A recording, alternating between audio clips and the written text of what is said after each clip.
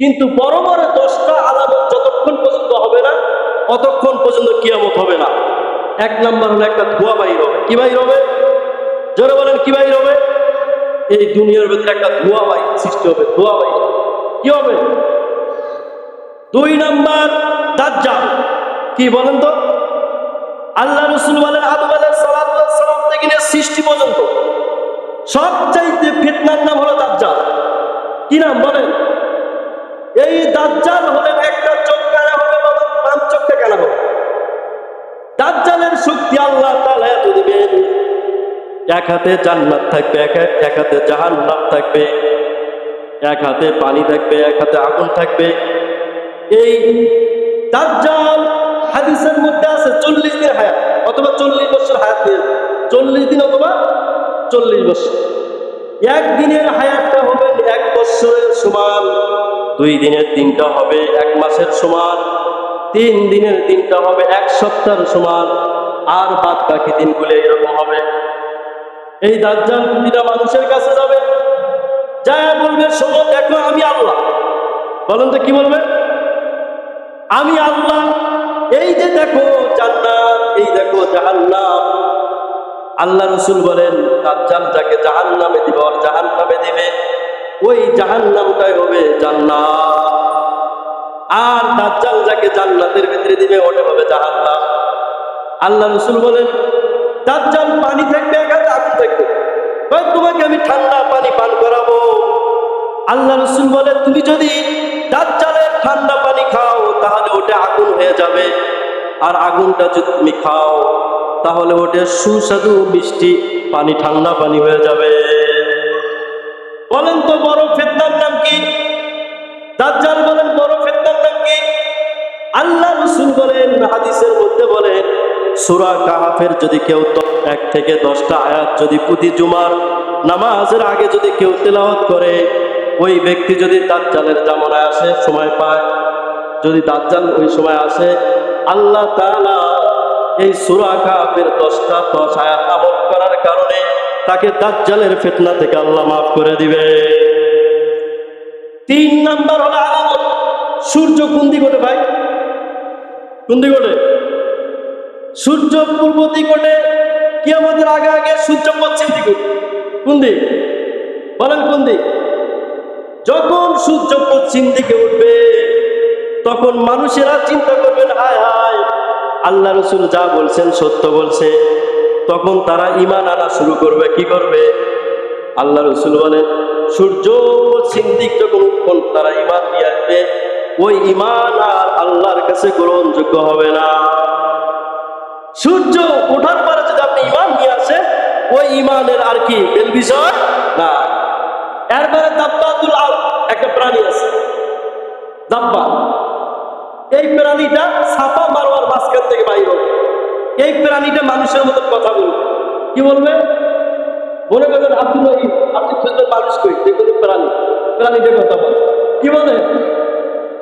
এই প্রাণীটার কাছে ডান হাতে থাকবে মুসা আলাইহিস সালাতু ওয়াস সালামের লাঠি, বাম হাতে থাকবে সুলাইমান আলাইহিস সালাতু ওয়াস সালামের আংটি। মুমিন পরিচিত হবে, মুমিন আর হলো কাফের।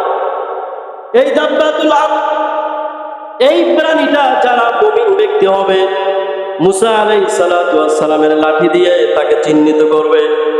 সঙ্গে সঙ্গে আল্লাহ তাআলা তার চেহারাটা জ্যোৎস্নার মতো ফুটফুটে বানায় দিবে। যারা কাফের তাকে চিহ্নিত করার জন্য সুলাইমান আলাইহিস সালাতু ওয়াস সালামের আংটি নাকের ভেতরে স্পর্শ করে দিবে। দেওয়ার সঙ্গে সঙ্গে তারা কালো হয়ে যাবে। মানুষেরা দেখলেই বুঝতে পারবে এই ব্যক্তিটা হলো মুমিন আর এই ব্যক্তিটা হলো কাফের। চিহ্নিত করবে। 5 নম্বর কি আসবে? ঈসা আলাইহিস সালাতু ওয়াস সালাম এসে দাজ্জালকে হত্যা করবেন। কি করবেন? দাজ্জালকে হত্যা করবেন। 7 নম্বর ইয়াজুজ মাজুজ, একটা ইয়াজুজ মাজুজ নামে প্রাণী বাইর হবে, একদম অশান্তি সৃষ্টি করে দিবে। কি করে দিবে? এরপরে 7 নম্বর পশ্চিম দিকে একটা ভূমিকম্প হবে। কি হবে? তারপরে 8 নম্বর পূর্ব দিকে একটা ভূমিকম্প হবে। আরব দেশের আশেপাশে যত এলাকা আছে ওদিকেও একটা ভূমিকম্প হবে। 9 নম্বর। 10 নম্বর কোন বাইর হবে? কি বাইর হবে? এই আগুনটা মানুষকে দাবড়াইতে দাবড়াইতে হাসরের ময়দানে নিয়ে যাবে।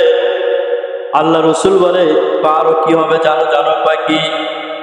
এই আগুনটা মানুষেরা রাতের বেলা ঘুমাবে, মানুষের সঙ্গে আগুনটাও ঘুমাবে। দিনের বেলায় মানুষেরা চলাফেরা করবেন, আগুনটাও মানুষের সঙ্গে চলাফেরা করবে।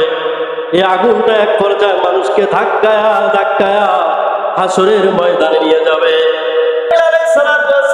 সিংহা নিয়ে আসে, আল্লাহ তাকে দায়িত্ব দিছে।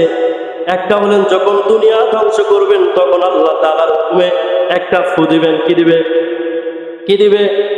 ফু দেওয়ার সঙ্গে সঙ্গে আল্লাহ তাআলা বলেন ইদা জুলজিলাতিল আরদু জিলজালাহা, যখন এই সিংহায় ফু দিবে, ফুক দেওয়ার সঙ্গে সঙ্গে জমিনগুলি কাঁপতে থাকবে, পাহাড় পর্বতগুলি ধসে ধসে পড়ে যাবে, নক্ষত্র তারকা চন্দ্র সূর্য যা আছে আল্লাহ তাআলা বলেন ইদাস সামাউ ফাতারাত ওয়া ইদাল কাওয়াকিবু ইনতাসারাত ওয়া ইদাল বিহারু ফুজ্জিরাত, চন্দ্র সূর্য চাঁদ তারকা সবগুলি গলে গলে পড়বে, আসমান সব ফেটে ফেটে তুলার ন্যায় উড়াইতে থাকবে, একমাত্র আল্লাহ তাআলার আরশ ছাড়া সবকিছু ধ্বংস হয়ে যাবে।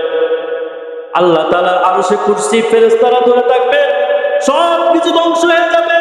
পৃথিবীর মাটিগুলি জমিনের নিচে চলে যাবে, আর জমিনের মাটিগুলি উপরে উঠে আসবে। আল্লাহ তাআলার আরশে বসে থেকে অহংকার করে মানুষদেরকে বলবেন লিমানিল মুলকুল ইয়াউম লিল্লাহিল ওয়াহিদিল কাহ্হার। আল্লাহ বলবেন কই আজকে রাজা বাদশা, কই প্রেসিডেন্ট, কই এমপি মন্ত্রী, কই আজকে চেয়ারম্যান মেম্বার, কই আজকে তোমরা শিল্পপতি, কই কই কই? আমি আল্লাহ তাআলা ওয়াহিদুল কাহ্হার, আমি আল্লাহ তাআলা শাহ হিসেবে বসে আছি, আমার প্রতিদ্বন্দ্বী আর কেউ না। ঠিক না? আল্লাহর প্রতিদ্বন্দ্বী আছে? বলেন আছে? আল্লাহ তাআলা এই কথাটা আবার একাত্মবাদের শিকার আল্লাহ তাআলা সূরা ইখলাসের মধ্যে দেন। সুবহানাল্লাহ। আল্লাহ তাআলা বলেন কুল হুয়াল্লাহু আহাদ। নবী আপনি বলেন আল্লাহ কয়জন? আল্লাহ কয়জন? কয় নবী বলেন আল্লাহ এক, আল্লাহুস সামাদ। আল্লাহ কারো মুখাপেক্ষী নন, সকল মানুষ তার মুখাপেক্ষী। ঠিক কিনা? ঠিক কিনা? লাম ইয়ালিদ ওয়া লাম ইউলাদ। আল্লাহ তাআলাকে কেউ জন্ম দেয় নাই, আল্লাহ কাউকে জন্ম দেয় নাই। ওয়া লাম ইয়াকুল লাহু কুফুয়ান আহাদ। আল্লাহ তাআলার সমতুল্য আর কেউ না। ঠিক কিনা? সব বরবাদ হয়ে যাবে। ইদা জুলজিলাতিল আরদু জিলজালাহা, সব ধ্বংস হয়ে যাবে, বরবাদ হয়ে যাবে। এমনকি যখন মানুষ সব ইমানদার মরে যাবে, নিকৃষ্ট মানুষগুলি থাকবে, তার উপরে কিয়ামত ঘটে যাবে, তার উপরে কিয়ামত।